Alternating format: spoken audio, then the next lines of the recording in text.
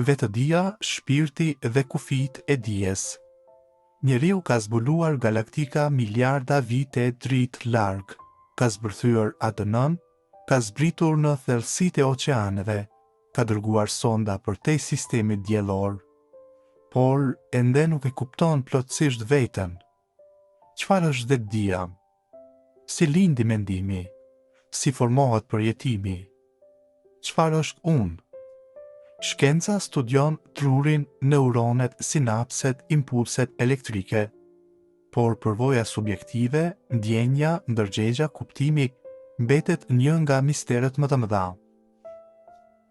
Truri dhe unë. Ne e dim që mendimi lidhet me aktivitetin e trurit, por lidhja mes aktivitetit fizik dhe përjetimit të brendshëm ende nuk shpjegohet plotësisht. Si kthehet një sinjal elektrik në dashuri, në frikë, në kuptim? Kjo quhet shpesh problemi i vështirë i vetëdijes. Shkenca përshkruan procesin, por pyetja pse ekziston përjetimi mbetet e hapur.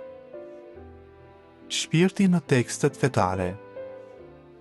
Në Kuran, përmendet shpirti dhe thuhet se njeriut i është dhënë pak dije për të. Ky është një pohim interesant. Jo mohimi i dijes, por pranimi i kufive të saj. Në epokën moderne, sa më shumë zbulojmë, aq më shumë kuptojmë sa pak dim. Universi i dukshëm përbën vetëm një pjesë të vogël të asaj që ekziston. Materia e errët dhe energjia e errët përbën shumicën dhe ende nuk kuptohen plotësisht. Edhe në fizik ekzistojnë kufi. Kufiri i dritës, kufiri i horizontit kozmik, kufiri i matjes në mekanikën kuantike. Kufijtë e universit. Sa i madh është universi? A ka fund? A ka përtej tij diçka tjetër?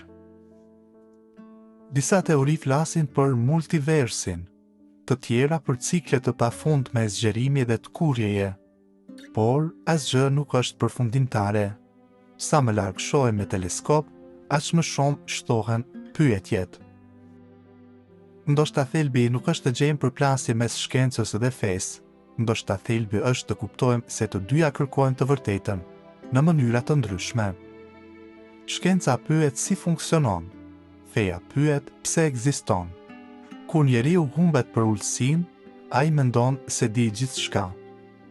Por historia tregon të kundërtën. Çdo epokë ka menduar se ka arritur kulmin e dijes, dhe çdo epokë është tejkaluar. Ndoshta misteri më i madh nuk është universi. Është fakti që universi mund të kuptohet nga mendja njerëzore, që materia ka prodhuar vetëdije, që ne jemi pjesë e këtij kozmosi, dhe në të njëjtën kohë jemi të vetëdijshëm për të.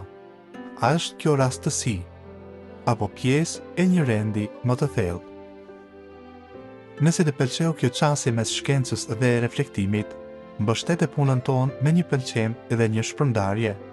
Për më shumë video që hapin mendjen dhe zemrën, pëlqe faqen tonë dhe qëndro me ne.